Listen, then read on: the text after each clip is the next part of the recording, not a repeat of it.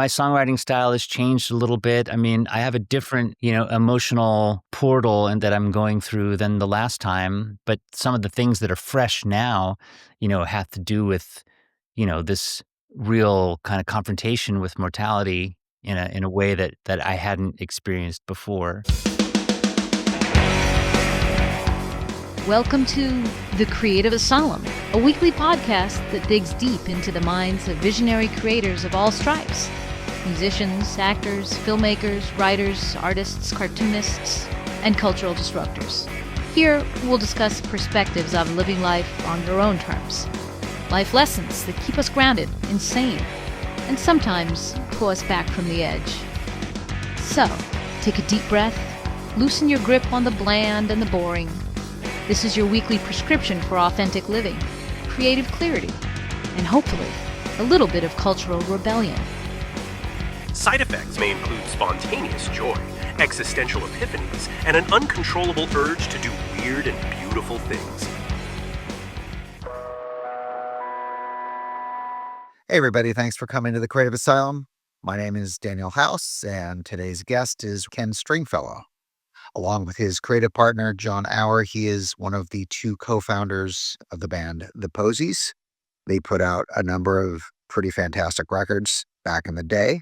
Also, Ken and Jon became one half of the band Big Star when it came time for those guys to do a reformation reunion. Big shoes to fill, but they filled those shoes beautifully. The Posies have been gone quite a long time, but since then, Ken Stringfellow has been very, very active. He's put out a number of solo records, has toured and played a lot all over the world. He spends his time between France and Seattle. I had the opportunity to talk to him for a brief little stint while he was in Seattle working on what is going to be a new record. Ken was recently diagnosed with cancer. We talk about that. We talk about the origins of the Posies and the breakup of the Posies and pretty much his whole creative life since then. So if you're here, thank you for being here. Please stick around, watch the whole thing. If you haven't subscribed already, please subscribe. Let's go over the conversation. Ken Stringfellow. Ken, hello. Hi there. How are you today? Remarkably well. Yeah. There's a lot going on. My life has changed really dramatically in the last month because I have a cancer diagnosis, and I'm fitting everything that I do around a very strict health regimen. Each thing that I've been through in the last few years has required greater and greater focus just to get, through the experience. And I think that's what it's been teaching me. So this is just one more thing to focus on. Was this something that you'd been aware of for a while, or is this pretty much out of the blue? It's kind of out of the blue. I mean, it's one of those things, that you discover through testing, and Right. you do your tests every year, especially after a certain age, and it started looking more and more likely. And then when it reaches a certain threshold, you have to go in and find out for sure with some very rigorous testing. And sure enough, there it was. So these are like PSA numbers are getting a little too high kind of thing? Yeah, that was pretty much it. And then that led to, all the fun and biopsy and all that stuff. And it all happened very quickly. I mean, it's really just been the last couple months that I've been doing the testing and had the total diagnosis really just a month ago. So it's kind of sudden. I had to cancel a lot of plans. I was supposed to be I would have been flying to New Zealand today from Australia. I was playing down there, but I had to cancel all that. Well, probably in the grand scheme of life, it's worthwhile. Definitely. I would like to think. I may not be far behind you. I've had really high PSA numbers for longer than I should have and higher than they should be. And so I don't know. We'll see. Hopefully not. Hopefully it's just anyway. We're at that point in life where more and more this kind of thing is going to start happening, and we're going to increasingly be losing more people, and it kind of sucks, this is kind of an older person's podcast, I think, most of the people I'm talking to are, our general age. I don't know if you're younger than me or older, but we're in the same ballpark. So, yeah. Well, basically what I see is that, most young people, at least from our time, it's a little different now, but it's still generally true. You're kind of carefree certainly not thinking about mortality. Right. You experiment with all kinds of things, socially, toxicity wise, etc. And you throw a lot of things at your body and your mind, just kind of exploring life and seeing what the limits are in a way. Right. And each decade, requires a certain focus if you're going to make any progress. I mean, I know we all know people who, are still alive but haven't made a lot of progress. You know what I Yeah. mean? They're strong in one way but weak in others. But they don't grow, and they're kind of they don't have the tools to grow. So they Right. still do destructive stuff and somehow are still alive. It's not a life that I could. Well, I wouldn't survive it. I I don't think. I I can't do half the things I did 30, 40 years ago. Yeah. It's not even possible. So you're back in Seattle. Are you gonna be back in Seattle for a while now, or are you gonna be going back to France again? I go back and forth all the time. Okay. However, having said that, I need to have radiation therapy. So this is something where you can't really travel. It's very intensive and you have it every or 5 days a week for a couple of months. Mhm. And I've chosen to do it overseas where my wife and daughter are. Otherwise, I'd just be here in the studio by myself or I'd be at my mom's, and it's a lot. And also, I'm still working on catching the medical system here up to my diagnosis. So, you know, they're doing great. I'm working with Fred Hutch and they're awesome, but it's a very long process before they start, giving me meds and things. And so I need to get back also because I know in France I can have my injections. I need to have injections every 28 days as part of my treatment. So I have got one scheduled. Until I can establish everything here, then that'll give me more freedom. But right now, I gotta respect where I know I have solid treatment for sure. Yeah, and I would suggest that probably French healthcare is considerably better than American in general. In general, yeah, but Fred Hutchinson is very, very good. True. True. Yeah, they're excellent. And their knowledge and their interface and the way they deal with you, the human being, is really, really good. And Mhm.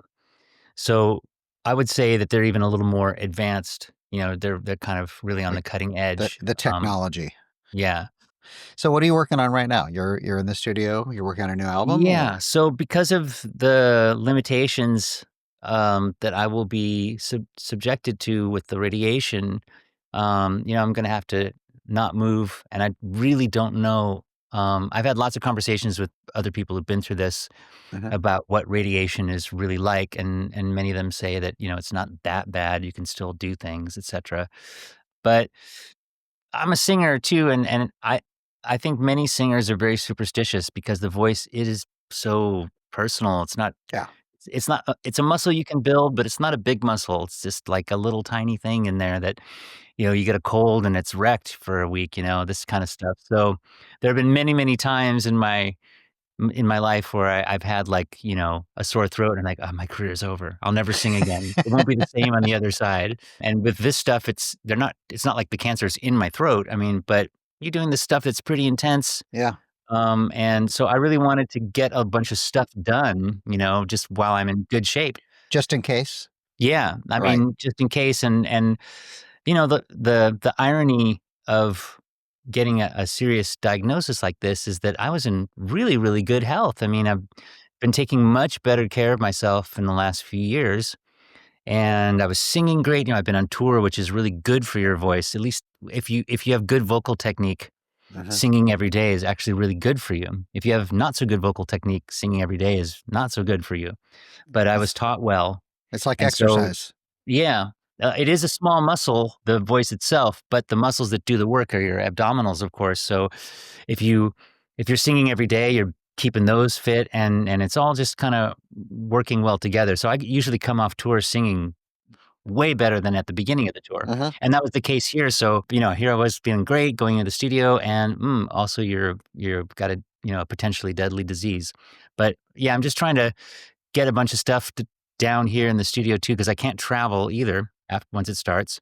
Right. And then I can at least have a bunch of stuff I can work on at home too if I track a bunch of stuff here. So are you tracking mostly instruments or vocals or everything? Everything. I Okay. mean, I can't really move the computer, but this is a purpose-built, pretty large recording studio, for something that's private in a sense. It's just my 3 studio partners, my 2 studio partners and myself, sorry, the 3 of us who, have this, but it's got a big tracking room that's behind this that way, we have a couple of drum kits and a Hammond B3 and a Steinway grand piano and, like, tons of guitars and amps, Uh, and then this is the control room, which is also decently sized, so this is, like, great for everything to do with recording, like, live instruments, band type stuff, or the piano or whatever, and then I like to mix at home anyway, so mhm. I would like to get to the point where, I've got so much stuff done that I can just get into Just mixing. work on it. Mhm. Is it gonna sound like circuit breaker or In a nutshell, yes. I mean, my songwriting style has changed a little bit. I mean, I have a Mhm, different, emotional portal and that I'm going through than the last time, but some of the things that are fresh now, have to do with, this real kind of confrontation with mortality in a mhm. in a way that I hadn't experienced before. It's impossible not to have that as a influence. So Right. that Sure. that changes things. And, I've in the positive sense too, I've also, done so much work on myself, that gives you additional sort of depth and perspective. That's the payoff of that kind of work, mentally and spiritually. That, I was just at the beginning of that work when I was starting to prepare the songs for Circuit Breaker. Okay. I'm curious what the nature of the work on yourself is. Well, I would say it's multifold. Mhm. But when I went through the experiences that I went through a few years ago, there were some obvious avenues to pursue, and the first and foremost, to understand how to interpret what I was experiencing and deal with it, I needed to have a baseline of mental health, which, like my physical health, in a sense, you take for granted, even though maybe your habits aren't particularly healthy. And it's like work that we all probably put off. But therapy was the main avenue, I suppose, and the most conventional, and it was absolutely excellent. I learned not only a great deal about how I operate, but how all humans operate and stuff that I just didn't know. I mean, there's a lot of things about psychology that are actually counterintuitive, which is why we often don't take them into account when we're dealing with the world. A lot of things about the way people project things onto other people. Mhm. For example, the people have motivations that they don't understand or even are aware of, and that those motivations affect how they treat people. This is something that I think people have a hard time believing. I always thought that what you see is what you get with people, but it's not true at all, actually. That's funny. I've never thought that. Wow, I mean, I am kind of naive. Uh-huh. And that's another problem because that kind of naivety, it goes a little bit with being immature, but it also goes with not being given very good instruction about certain things in life. In terms of your friends or parents or just everything. I've said this before, but there's this thing, like, I grew up, like, watching TV as a kid, right? Mhm. Sure. And let's say you see an episode of, like, Andy Griffith, and there's Andy Griffith taking opioids, saying, "Well, Opie, sometimes in life, you gotta work with disappointment and try harder than," all this advice. I'm like, "My dad didn't give me any advice. Like, he didn't tell me anything." I love my dad, but Mhm. he didn't do any work in shaping me in a sense of, like, telling me S from Shinola, you know what I mean? Right, right. Mhm. And my mom, a little bit too, but the Generation X thing is famously that we were just kinda like, "Here's the keys to the house. We'll be back when you're 18. There's some food somewhere out in the Right. wilderness." And it's a little like that. They were And the busy. TV's over there. Yeah. They were busy. Was this Um, in Bellingham? Did you grow up in Bellingham? I moved to Bellingham after my parents got divorced with my Okay. mom, in 1978, so Mhm. I was almost 10. I had lived before that with when my parents were together, we lived in a variety of places around the country, Uh-huh.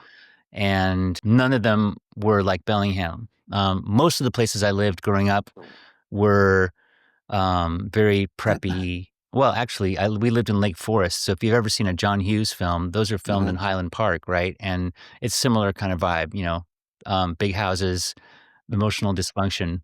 Was it all Washington or was it different places? Oh, that's, not Lake Forest, Washington, sorry, Lake Forest, Illinois. Okay. And we grew up in Connecticut, and upstate or Westchester County, New York, and my first childhood years were very white, very like the same social class. Everybody was the same social class, did the same things. So in a sense, very conformist, not particularly cultured. Although my mom really made an effort to try and get me out to museums and things, the general Uh-huh. milieu of those people, they weren't going to the symphony. They were just like, it was like executives like hanging out in the weekend, barbecuing and drinking martinis and getting Right. blotto. So Bellingham was this big awakening in terms of diversity at I every imagine. level. Yeah, yeah. And it was very, very welcome. How did Bellingham get chosen? All my family is from the Bay Area, Mhm. but as it happens, my mom's only brother, who was an engineer, got a gig with Intalco, which is in Ferndale.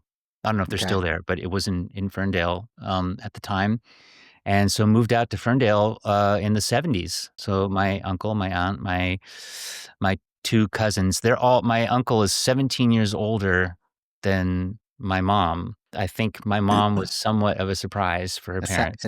it sounds like it. Yeah. Probably. So there's my cousins were almost like uncles in a sense, and my uncle is like a great uncle in a sense because they were so much older than I was. But they were really nice. And so when my parents divorced, my mom didn't have a ton of options. She didn't want to stay in suburban Chicago. The Bay Area just seemed a little sketchy. Her dad was super old, so there was not much holding her there. I mean, he didn't live much longer than that time. But my uncle was in the Northwest and we'd visited him and my mom loved it. And so I think the choice was kind of obvious for her. And was it in Bellingham that you started getting an interest in music?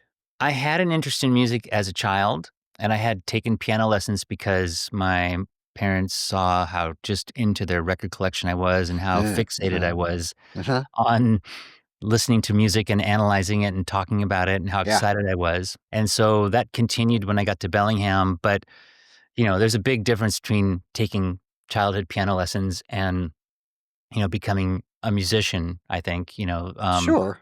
it opened the door, but then in Bellingham, I had the opportunity not only to explore because I was getting a little bit older, so I had more autonomy, but also to meet people who were into that as well, and we could encourage each other. And the first person that I really connected with in that sense, who's still my friend today, is a guy named Chip Westerfield, who still lives in Bellingham. But we formed a band in 1980.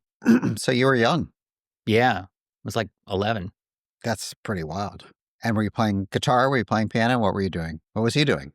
He was playing guitar, and he was pretty good. And I started out by playing keyboards, and the school happened to have this thing that was kind of like a farfisa, Uh-huh. so I could play that. And then I had been teaching myself guitar, so then I switched over to playing guitar, and that was a little more fun and a little more freeing. I mean, I could only access this keyboard sometimes, but Right. I had a guitar. Um, my mom remarried, and my stepfather had, one of these coincidental things, but my stepfather at some point years before had dated a woman who had a grown son, and he played guitar, and he brought a guitar over at some point to his house and forgot about it and never asked about it again. Apparently wasn't that interested, but as I was starting to be interested in guitar, I like looked through this closet and I'm like, "Hey, there's a guitar in here." Cool. Like, crazy. Super cool. Yeah. Yeah, and it was, a 1960s, very, very cheap acoustic guitar, probably Japanese made, I think. The brand is called Orpheus, Uh-huh. and the thing about that guitar is it was a nightmare to play. The strings were like, this high off the neck, so learning to play on a guitar like that was really good. Right, for an easier guitar, because suddenly everything's easy. Everything was easy afterwards. When I Yeah. bought my first electric guitar from a teacher at our middle school, who after school, he taught various things during the day. He's like a homeroom teacher, but he taught kids guitar after school. I wasn't his student, but I'd heard that he was selling one of his guitars because Uh-huh. just he was going to get something different, and it was really cheap. I mean, I think I saved up my allowance and I had some money, so I think I bought this electric guitar as a Vox, Italian-made Vox Super Meteor, which is like a miniature Strat kind Okay. of guitar with one pickup and a little PV Backstage 30 amp. And I think I bought the whole thing for $75. Beautiful. How old were you when the Posies started, and how did that all come together? And that maybe this has been, talked about numerous times in other podcasts, but I don't know the origins. I mean, I remember when the first record came out, I was like, what a weird cover. Like the Yeah. graphic, it said nothing to me. So Yeah. for a long time, I didn't listen to it. And then I'm like, oh, wow, I really like this. It is pretty incongruous So, compared to the music. What it was supposed to be was something along the lines of a Smiths cover with a kind of uh, moody portrait of someone, but the person didn't end up looking that good in the original transfers, and she was like, "I don't really like this picture. Are you guys really gonna use that?" And we're like, "Well, we are, but here, we'll just put this square over it, and then everything's cool." So, yeah, it is pretty weird. It doesn't really tell you, and then if you look at our photograph on the back, where we, have, like, this kinda skinny puppy looking hair and, right. leather jackets and stuff, you're really thinking that you're gonna get, like, Love and Rockets, but you're getting something very different. Yeah. How did you guys initially meet? And how did you start playing music together? Well, this band that I formed with my friend Chip carried on through middle school, and then even in high school, we were still kind of. I mean, we didn't really do much. We played like the school bake sale and things like this. I mean, we're 13-year-olds. We weren't. It's not Right. like we were playing clubs, but we were still jamming. Now and then at the drummer's house, and actually, we'd heard on the grapevine that this young boy, a year younger than we were to find out, had moved to Bellingham, who was this like Van Halen level guitar player. Word got around fast because he was really, really good. Yeah. And one day, Chip and I were downtown, and which is what you do after school in Bellingham. In high school, you go downtown and you check out the record stores and walk around and go to the music stores. This is like what we did every day. And we heard this shredding coming out of the music store, and we're like, looked in there, and there's this little kid, That's the with guy. like thick glasses and a bowl haircut, like that's got to be that guy.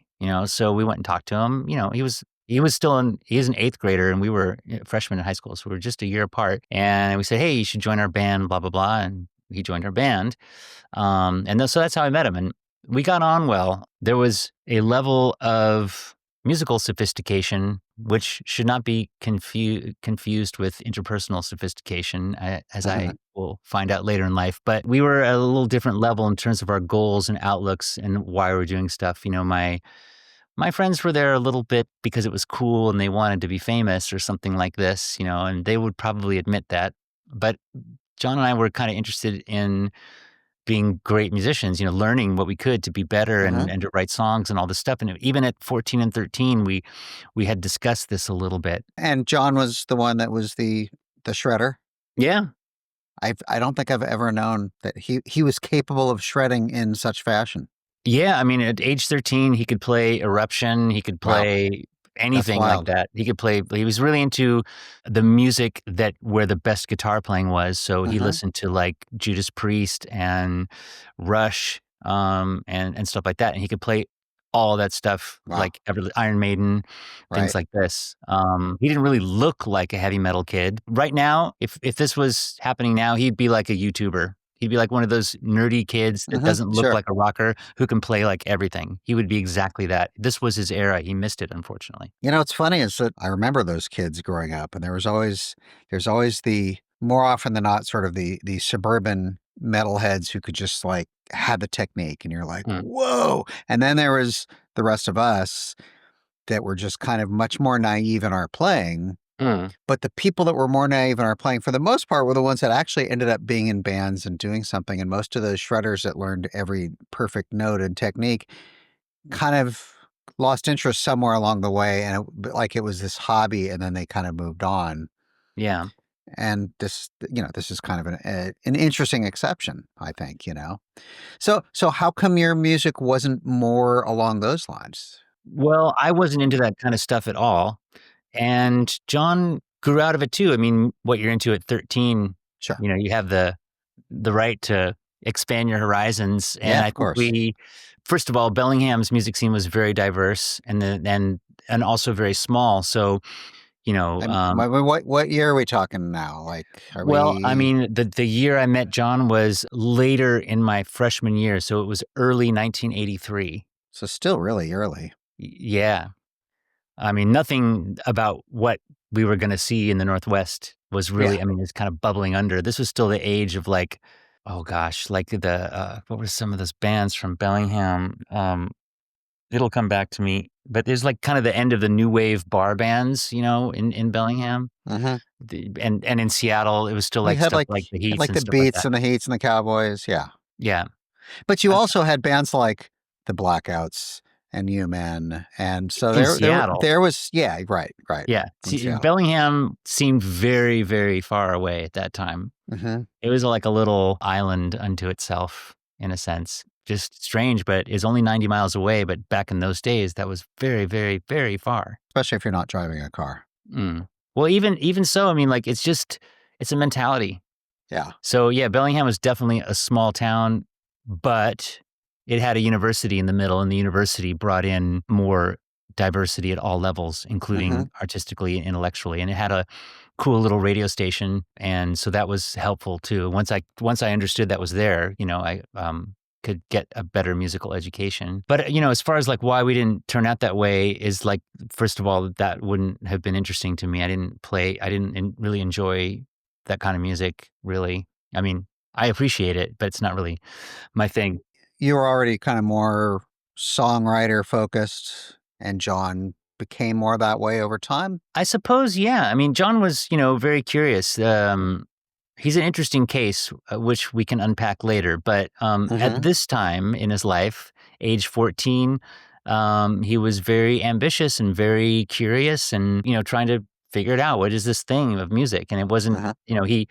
he was no longer. I think maybe he got as far as he really cared to go in terms of becoming a technical guitar player, Mm-hmm. and songwriting and production really interested him. And part of that is what happened around that time when he was 13 is that his father and he made a studio in their house. Really?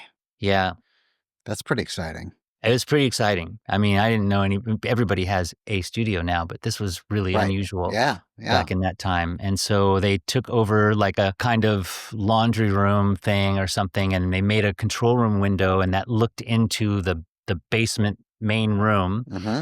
And in this control room, they put a little tiny mixing desk and a reel-to-reel 8-channel tape recorder and some outboard gear. And as it happens, in 1983, nobody wanted like vintage 1176s or LA2As. They were considered way passé, and throw that garbage in the Right. dumpster and get your new digital stuff. Right. So it was relatively easy to get this vintage gear that would be priceless now. So they had some really Vintage cool analog. pieces. That's amazing. So was John's dad a musician too, or was he just Yeah, he kind was of really, really involved in the folk music scene okay? in Bellingham, and he'd lived in Bellingham a really long time. I don't really know where he's from originally, but I think he's from Washington State originally. Uh-huh. But Uh-huh. certainly, he's a professor, or he's retired now, but he was a professor at Western.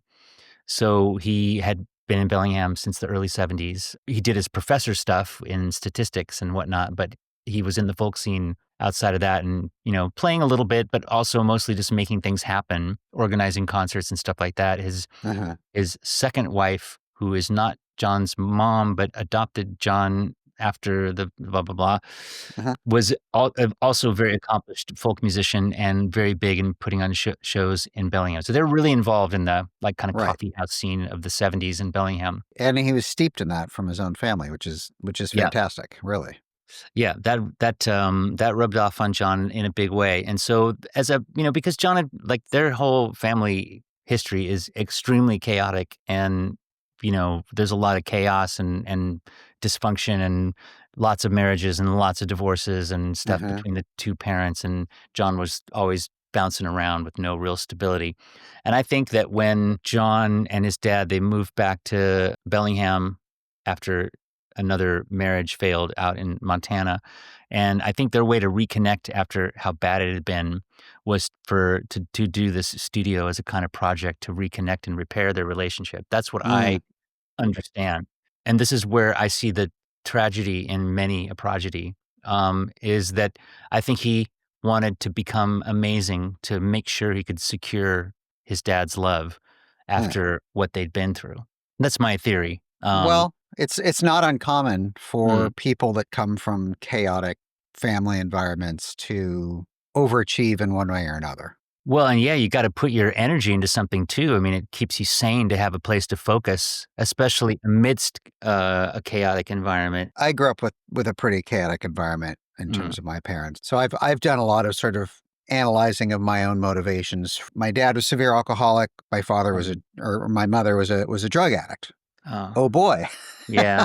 So as you come into your own, like how are you going to live your life and what are you going to do in terms of how you say I'm not that, Mhm. how are you going to prove not just to yourself but to the world that you are, not the product of that, but in fact something much more functional or, I mean that was me for Yeah. sure. I overachieved in many ways. Mhm. um, and I think also sometimes I think people immerse themselves in, call it being a prodigy or just overachieving or accomplishing a lot, Mhm. because it's also a way to not have to emotionally deal with the things that might be bubbling up underneath. Absolutely. There's a complex formula, I think, in there, and I think it's true for myself as well, that music and overachieving in school, all these other things were ways to prove my worth, Yeah, because as a exactly. parent that I was getting messages that my worth wasn't what it was supposed to be, plus being an adoptee, you're never really sure deep down Uh-huh. inside if you're welcome. Uh-huh. No matter what your parents can do for you, they can't fix that wound really, Sure. sadly enough. I mean, all the love in the world doesn't fix that wound, as I found out.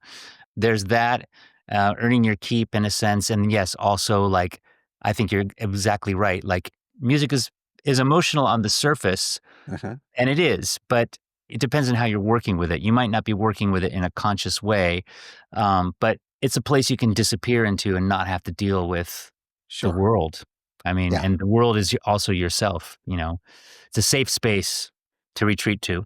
It's also a place that you can, work through whatever it is you're working through on your own terms Yeah. and within the safety of your own consciousness, I think.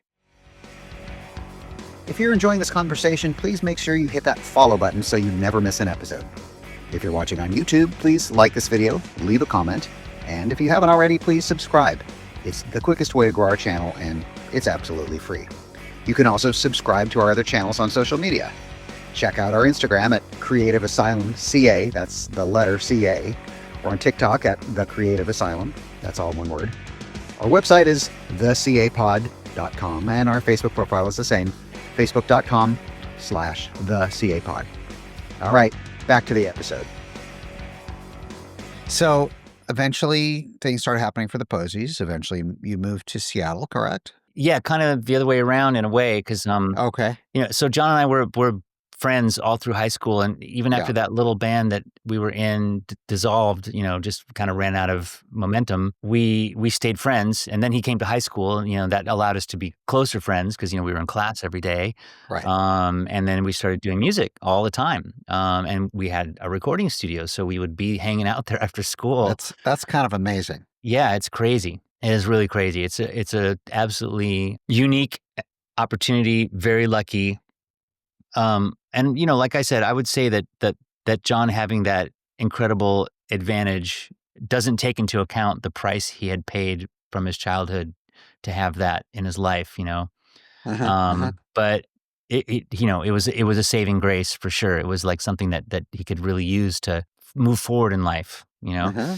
And so I moved to Seattle to go to school, and in that time, we didn't really see much of each other, so we compared notes after a few months of being apart, and, we'd been writing some songs, and they were a little different quality than before, like there's a little more meat on the bone. Was the band, the name, the Posies already in existence at this point or no?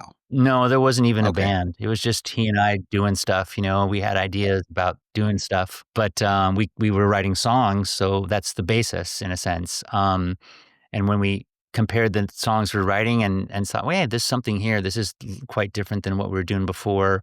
Like things we were into in high school included things like, Depeche Mode and stuff Okay. like that.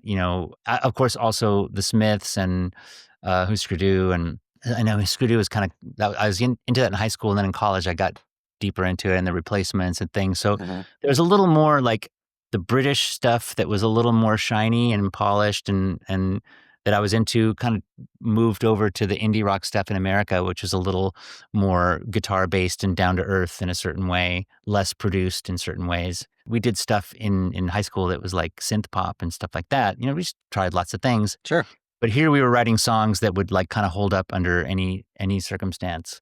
That where the basic of the song doesn't rely on any production in particular. It's a well structured, well composed song. Yes. Yes. And with that, we knew we had something interesting. And so in my second year of college, of university, we started to work on the record really over the Christmas holiday of 1987 to 1988. And we did it at John's Right. house. Yeah. I would come up. John was still living in Bellingham. When he Okay. graduated, of course, he graduated a year after I did, right? Because he's younger. And then in my second year of university, he went to Western for a little bit. Then we put this demo tape thing together and we called it a band name. We'd been spending a few months calling it The Poppies, and then we saw there was a band with that name. Grant Alden recently handed me a cassette we sent to him like before we recorded one song As the and Poppies. at the Poppies. So there's like Okay. one copy of this thing that Right. exists. Right. Check Right. this out. But then we saw that there's a band that existed, and we proposed the Posies as kind of in the same vibe. We were into like '60s stuff too, because the Right. Sure. '60s had a little more was a little more about songwriting chops than what the '80s were at that point. It was Right. heading that way. Like you think about a band like Husker Du, which started out, it's like this hardcore band, and they progressed into having really good songwriting chops, over the course of 7 years. Is it called Candy Apple Red? What was Candy the Apple Grey is the Candy Apple Gray? penultimate Yes. album, yeah. Right. Yeah. Because that's a pop record at Yeah, that point. and the last one, The Warehouse, even more so, I think. Yeah. Yeah. So, like, we saw that those bands were heading that way, and, also, like, the Replacements, kinda similar story. They're really Uh-huh. scrappy and Uh-huh. kinda sloppy, and they progressed into really magnificent songwriters, songwriter and generally, and really good craft, I mean, who expected the Replacements to have craft, but they went that way. Yeah. So we thought, well, that's more how we are, and but the '60s had that, in droves. Everybody Yeah. was really more sloppy playing wasn't really, except in some garage bands, but it's more But about, generally, yeah. I mean, doing good songs. I'm originally from the Bay Area. You said your Mm, family's from the Bay Area, but I grew up listening to all those records that my parents had, and so mm. my own consciousness is very steeped in a lot of the same music I think you're probably talking about. So eventually, I guess John, after what, a year or two at Western, moved down to Seattle, and then you were sort of more established as a band there, We or made this thing over the course of like, December to January, 87 to 88, which is my second year at UW and John's first year at Western. uh And we made this thing, and even then our friend said, "This isn't a demo, like, sounds like a record, you just release it." yeah, And so we did. We made cassettes because we didn't really know how to make LPs, and CDs weren't really that much of a thing. So uh we knew how to make cassettes, so we made some, and we consigned them at Cellophane Square and right, places in Bellingham, and we gave them to a couple journalists and a couple radio stations. uh And, the usual thing that's supposed to happen is that's the end of the story, that they go, "Oh, here's right. another local cassette." Or you get played once on the, after midnight locals only show on Sunday night, and that's the end of the story. But not so in the Pacific Northwest. Not so much. I mean, I've had conversations with people about this, Mhm. how there's a few really interesting things I think that happened in the '80s that was really different. It seems to me like way more of the local original bands actually went to the studio and recorded. And I feel Mhm. like in much of America, that wasn't so much the case. And it also seems that there was always a lot more sort of innate support for a lot of the original music that people were creating, Yeah. in terms of the communities. but also in terms of radio and just like, I don't know, even before the whole explosion of everything that Seattle is known for, I feel like a lot of that infrastructure was kind of already in place. I mean, I moved to Seattle in 81. Mm. The first two bands I saw were U-Men and Blackouts. Mm. And I was like, what? Yeah. And, like they kind of changed my life. Another thing that I have often talked about with Seattle is how Seattle is known largely for a particular kind of music and often gets overlooked for the fact that there's a lot of really good pop and power pop. And, I think of you guys, I think of Posies, I think of Fastbacks, Mm. I think of Rusty Willoughby. Yeah, I was just gonna mention him because of how much radio Pure Joy got on that first album And or and EP. he's such a great songwriter. And Yeah, even still today, I don't know if you've listened to his new band, but I haven't, but I should. they're called the Patrons of Husbandry.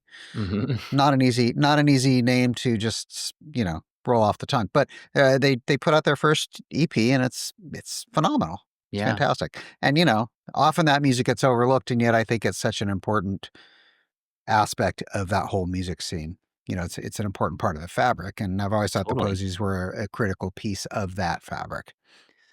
Well, thank you. Yeah, I think that every big story, of course, gets simplified, like it has to fit.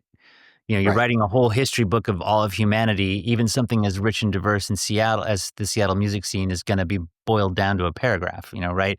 Everything gets Yeah. simplified because it's just easier to grasp one concept and think that you've understood the whole thing, and you've understood it enough. If you just understood that, Seattle equals, let's say, Nirvana, Mhm. like, that's enough to know kinda what was going on, but it's not by any means the whole story. And it's really not as interesting as the complexity of the fabric. Exactly, but who has time? That's the problem we're always up against is, like, most people aren't very curious, Mhm. unfortunately, and Yeah. most people have busy lives, and so that impacts how much information they even wanna deal with, and I've run up against this many times in life. The diversity of how Seattle was and just again, I came from, like, these suburb places back east that were really uptight and very much the opposite of Uh-huh. diverse. Uh-huh. And so Bellingham already and, Seattle was just a whole different ballgame. And that whole atmosphere, there was like Seattle was pretty granola, right? Sure. And Bellingham was pretty granola, I would say, in the 80s.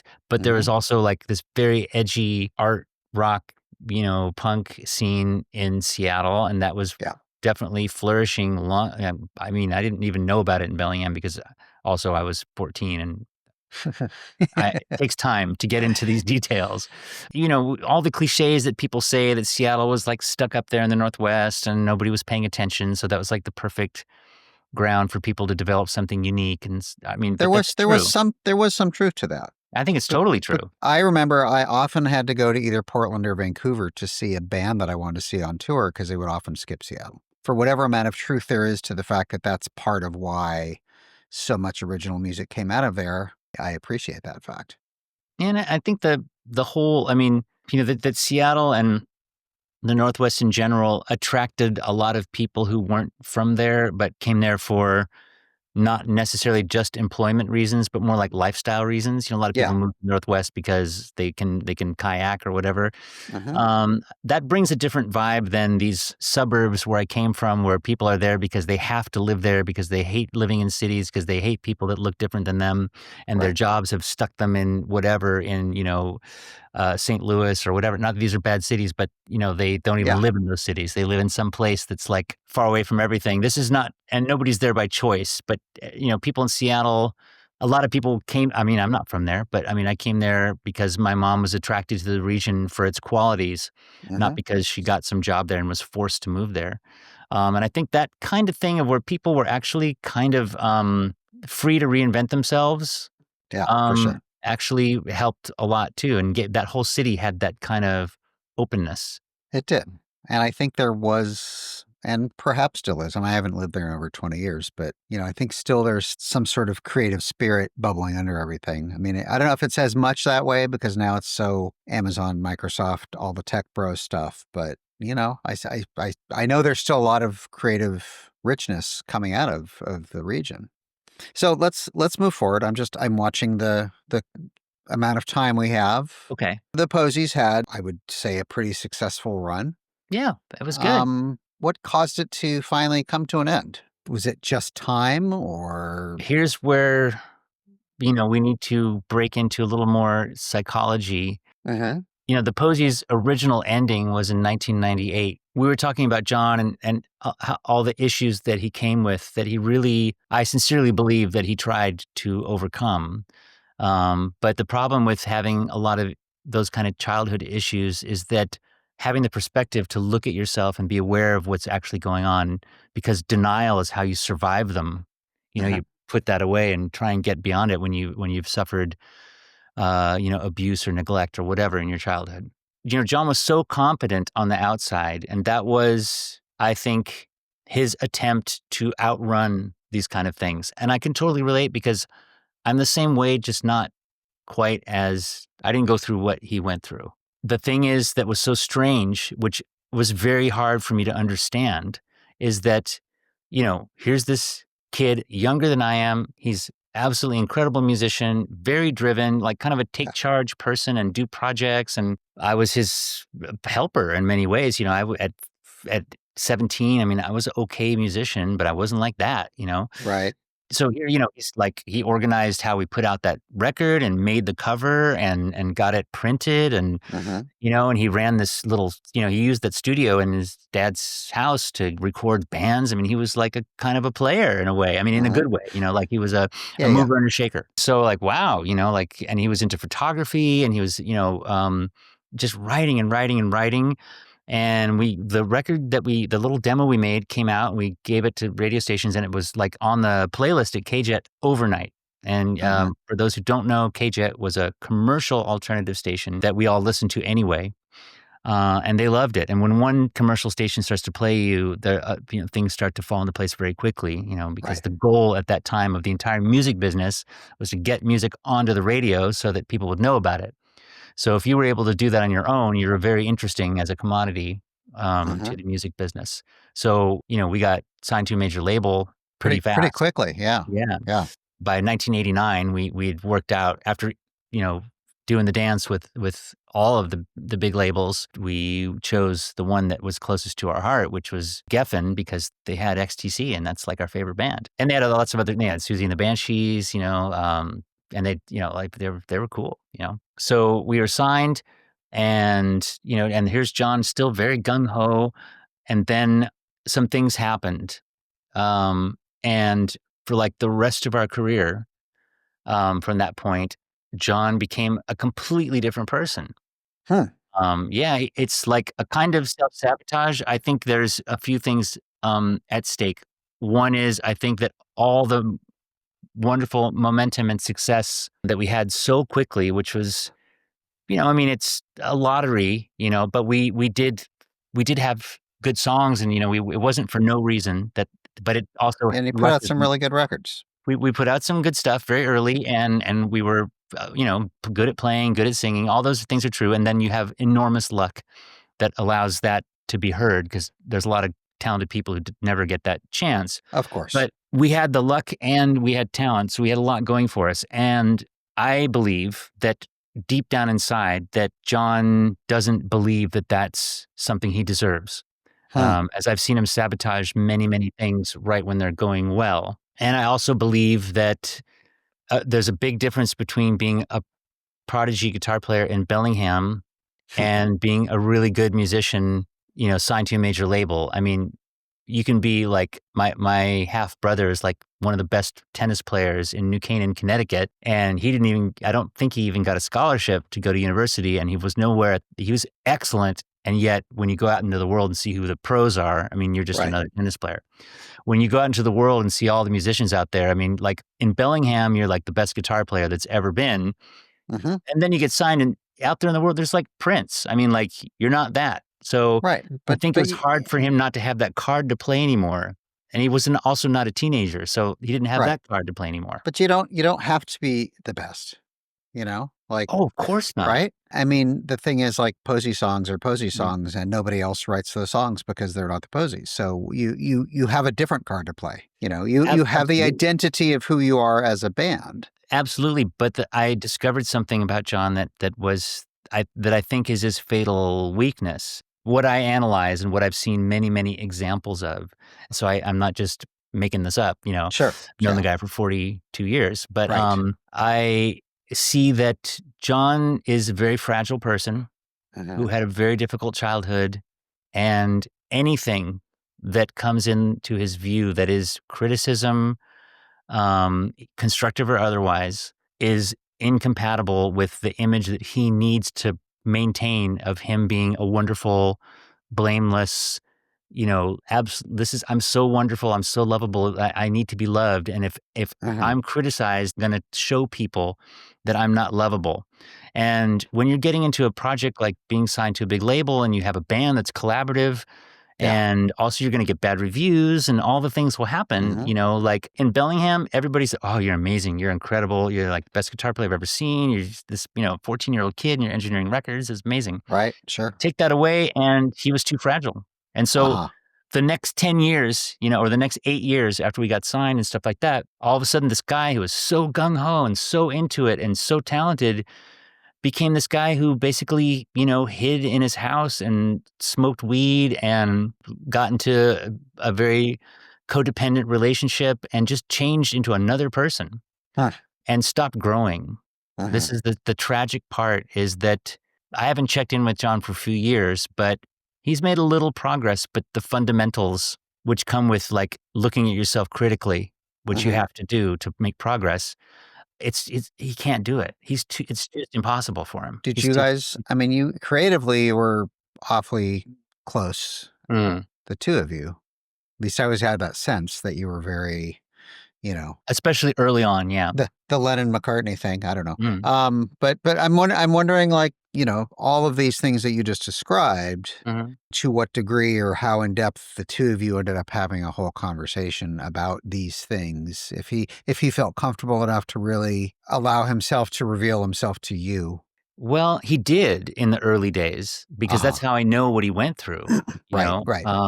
But I mean, toward the end, when things finally broke apart. I think Jon had one kind of armor as a teenager, which was I'm a Uh-huh. prodigy, Uh-huh. and I'm this little wunderkind, and I think he created another kind of armor to become a kind of an adult, Sure. and that is extremely not emotionally available. I think that's Uh-huh. just way too dangerous. If you go through our song catalog, there are so many songs where I'm writing about him saying, "Who are you? What happened to my best friend? Like, why are you treating me this way? Why are you like this? Why?" Where it's like he just retreated so far into himself that like he was inaccessible. I mean, I'm not exaggerating. I mean, there were Uh-huh. tours where he stayed in his bunk in the bus until sound check, crawled out, did a few notes of sound check, crawled back into the bunk, didn't come out, came out until showtime, came out, played the show, went back in, never spoke. I mean,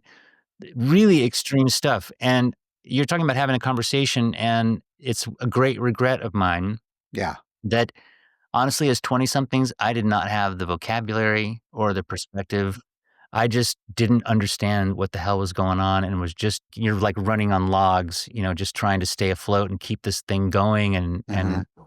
I just didn't have any tools to deal with it either. And he certainly didn't. It's a real tragedy. It's unfortunate because he is such a talent. I mean, he hasn't really done much in Posies, has he? Or am I just not aware of it? No, I not know much. you've done a ton of Yeah. stuff. I did have a question actually, because it had to do with Circuit Breaker. Yeah. And correct me if I'm wrong, but was that like your first record as a solo record in like a couple of decades for you, or am I In like a totally decade, yeah. okay? I didn't really focus on the solo thing because I too have like probably some issues of self-worth, and it's very easy to put the thing closest to you away because it couldn't possibly be good. Despite whatever you see on the outside of me promoting a record or whatever, it doesn't tell you about how I feel about myself. No, I understand. I mean, Mm. I did the last record with Skinny Art in 1991, and I never had a band again.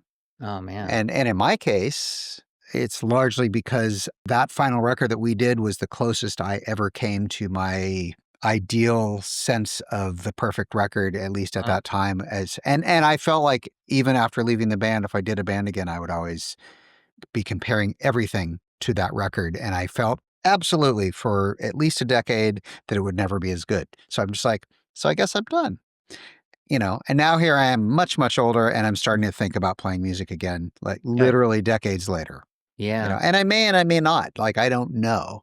I do know that if I do, I probably can't really be in a band because I don't have the focus. I don't have the Yeah. energy to commit. But I do like the idea of creating music collaboratively, you know, across the World Wide Web, because that's what people do these That's fun. days. But also, you've also played in other projects. I actually was really curious. So you did come back around and have this creative outlet of basically becoming the new big star again with Jon. Yeah, that happened, sort of at the midpoint of our first run in the Posies. That was Hmm. incredible. Yeah. What an amazing opportunity. It was our favorite band, and we just kinda shoehorned our way in there when we heard that they wanted to actually play a show, and we'd gotten to know Jody, so we just, pick me, pick me. We actually got picked. Right. Everybody else was either, they held the band in too high esteem, and that's, like, Hmm. something I think it was Paul Westerberg, they asked him first, and he was like, "I'm not gonna screw up Big Star and have that be my legacy. Sure. No, thank you." Fair enough. Fair Um, enough. so a lot of people were like that, and others, they asked Mike Mills to play and, Hmm. he was too busy. So Hmm. between too busy and I don't wanna touch that, we were young and dumb and, didn't know any better, so we were like, "We can do it. We're gonna do a great job." And you did. I think we did, yeah. Typically, when I see bands doing that kind of thing, I'm like, no, don't do that. It's like you should just let it rest. It'll be, like people are Well, there's the gone. Saints on tour with Mark Arm. I know, and everybody's just raving, saying it's amazing. Or Mm, another example, I mean, a Seattle example is, and I've always found this interesting, is Alice in Chains after Lane died. yeah. I think it was a full decade after he died, and then suddenly there's this new Alice in Chains with this new singer, and they come out with a whole brand new record. I mean, at this point, I think they've recorded more new records than the original version, Wow. and I've seen the new version on a number of occasions, and I think they're absolutely phenomenal. Hmm. And Lane was one of my favorite of the grunge singers, Yeah, he's really good. and yet I think Alice in Chains in its current existence is kind of amazing. That said, I hope they never reform Soundgarden with a new singer. Um, Yeah. but I guess the point I'm trying to make is doing Big Star, and at this point it was just one remaining member. Is that correct? No, it was It was, 2. it It was was two. Jody, the drummer, and Alex. Okay, okay, so it's two, but still, it seemed like a stretch. And yet, I saw the band, and I'm like, this feels right. And I've always really appreciated that. Like, it did feel right. It didn't feel like homage. It felt like living and breathing, sort of the natural extension of these people and your love for that music, having steeped yourself in it. Yeah. It We really did too, is, like, all we listened to. right. Mm. It felt really genuine. Yeah. Well, it was definitely genuine, and also John and I were about the age that Big Star members were when they made their music, Uh-huh. and so that youthful element, I think, helped put it back in that time, in a sense, when we're playing those tunes. Because Alex, musically in many ways had moved on in every sense of the word from Big Star. He was willing to participate, but in his own terms. But we kind of kept it. We recreated the parts very faithfully, and Uh-huh. also we weren't that well known, so, like, nobody was looking at us, you know what I mean? If you had, like, Mike Mills in there, like, the peak of R.E.M's career, it would be a whole different Right. vibe. They would say, like, "Oh, he's helping this band out. Look, this is a new project of his," like, people think stuff like that, but here it's like the focus is on Alex and Jody, and we were just helping, and I think that made it, just more down to earth and let it be Big Star. I've always thought that was an amazing detour, departure, or whatever you want to call it. Yeah, I imagine it must have been an absolute thrill to be part of that. it was so freaky. We're getting toward the end of our Oh, time here, dang. which is great. That's fine. Yeah, it's gone fast. Let's just bring everything to the current day, to back from where we started. Yeah. So you're working on this new record, Yep. and how far along are you? I've got, I'm tracking like 3 or 4 songs tomorrow that I've written recently, so I'm just starting those, but I've got 3 or 4 that were already tracked and, Yeah. are pretty close to being ready to mix. So my original plan, is that as I'm touring and fitting in sessions around, that I would get this out kind of on the heels of the end of the touring momentum for the last record, but Mhm. Might take a little longer, and my momentum is kind of ending for a little while with Right. the treatment. Yeah. But I'm still gonna keep working on it and, maybe into next year, but probably more like 2027, and then, Okay. planning to get my life back, And are you gonna be self-releasing, or do you have a label that's gonna put it out? We made a label, yeah, so, Okay, so it's your label.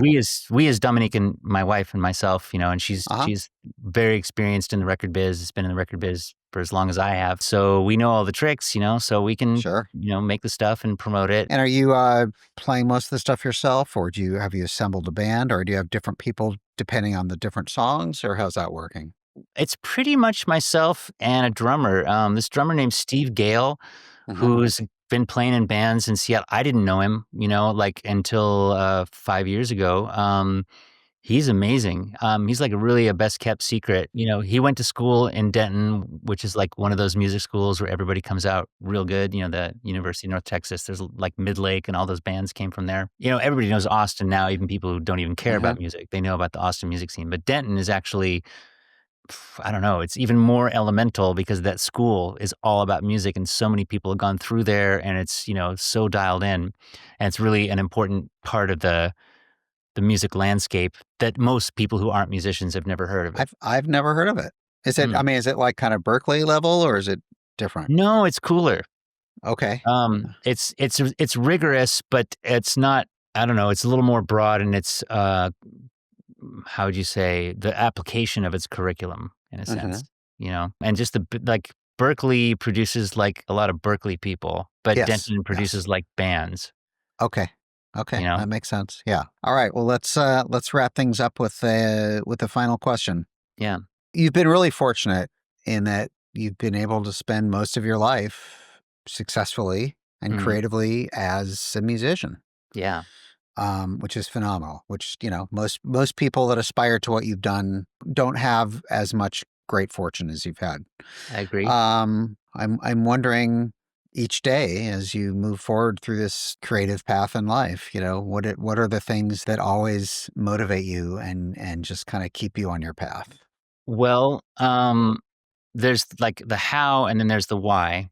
Mhm. So, like the how, of any career is, of course, just no matter what happens, don't give up. It's like rule number one, just persevere. And to do that, of course, there's always sacrifices. So, we don't own a boat and we don't, like there's a lot of things we don't have, but we have what we need and we're really happy. Mhm. So you just got to tailor your lifestyle and expectations realistically. Like Mhm. I know people who got super successful and had a hard time, when that wave played out, like Right. Right. was not an easy adjustment for them. Whereas like I've been through all kinds of waves in my life It's and like winning the lottery and then blowing the whole thing. Like, oops. yeah, like you can't live at a certain lifestyle forever. It's no, I mean, Sure. only like a 0.00001%, you know, the most of us, there's like a peak and then it kind of Yeah. cools off over a period of time. And you can live with that. There's plenty. Sure. I mean, we live cheap, so things are good. But the why, so the one of the things that, of course, drives me forward in life now, which has always been there, but it's taking up more space now, is about like my curiosity. Like how does the world work? What are we doing here? What was this made for? Is it an accident, or is there a purpose to this whole sphere of existence? What are people like? Why do they do the things they do? I mean, this is kind of where I go through writing songs. I will say that before in my life, because of the childhood wounds that I came into adulthood with, some of my career has been about ambition, which is just a way to try and secure your footing in the world so that your needs will be met, because I have a wound that says your needs won't be met. And Mhm. I've worked with that now, so it's kind of chilled out now. But to be popular, to be liked, to be accepted. I didn't make music to be popular because I mean I'm a good musician. If I wanted to make that kind of music, we would be popular. But I followed my curiosity Mhm. first, As it should be. as it should be. And but when when you have, depending on your damage, you can't always do things as they should be. You have to do stuff that is conforming to like what your sense of safety is. Right. And so my sense of safety has been radically changed in the last few years, where I know I'm always safe. Like whatever happens, even when I die, I am safe. This is like a big thing to get into my mind that I did not have the grasp of this concept. And it's not just like an abstract idea that sounds nice. I really do believe that we are all safe and we're going through experiences, many of which we are not going to choose. But if we were smart, Yeah, that's we true. would look at them and say, why is this happening? What am I supposed to learn? Because you're just going to get the lesson again if you don't learn. And it's no big Right. deal. I mean, like, I do believe there's a kind of intelligence, benevolence, love, energy, consciousness. I think my personal feeling actually is how'd you say? I'm a monist in the sense that I think there's only one thing, and I think that thing is consciousness. And I think that physical reality is a emergent property of consciousness. But that's a whole nother deal for a whole nother time. That's a different podcast. Um, how it affects me is that like it's calmed me down, and I'm not worried all the time about if I'm going to be safe. I am safe. I was always safe, no matter what happened, even in the scariest, darkest moments. And even if something bad had happened, if I'd lost a limb or whatever, touch wood, I would actually ultimately be safe. It's a radical concept. Not everyone's going to agree. And I also know that some people go through things that are really, terrible and they don't survive the experience. And I don't have all the answers, but my feeling is that we have all the experiences in our existence. That at one point, we are beggars and we are, royalty, and we have to have all those experiences to be loved, to be hated, to be good, to be evil, to come out the other side with a complete soul. This is my personal view, and this happens in the realm of consciousness. But in here, we also have the impression that we are incarnated in a 3D or 4D reality. But the why, of why I do what I do is because it's the closest place for joy, is to learn, to experience, to share that love that I have for life and for human beings and all of their terribleness and all their wonderfulness. Music has been the place where I can share that the most directly and also learn, not really learn there's knowledge learning and I read and stuff like this, but there's also knowledge that comes from having an emotional experience in a very conscious way I have only been able to do most of my life in music. Now I've tried to expand my repertoire in that sense to be able to do that in all areas of my life. But music is where it began, and it's home for me. Thanks so much for listening to this episode of The Creative Asylum. A quick favor before you go. If you liked this conversation, please be sure to follow and subscribe wherever you get your podcasts. New episodes drop every Tuesday at 10. You can find us on Instagram and on YouTube at Creative Asylum CA. That's Creative Asylum and the letters CA. Our website is thecapod.com. And our Facebook is the same, facebook.com/thecapod. Until next week, when we'll have a new conversation with another creative disruptor, stay creative in life and at work.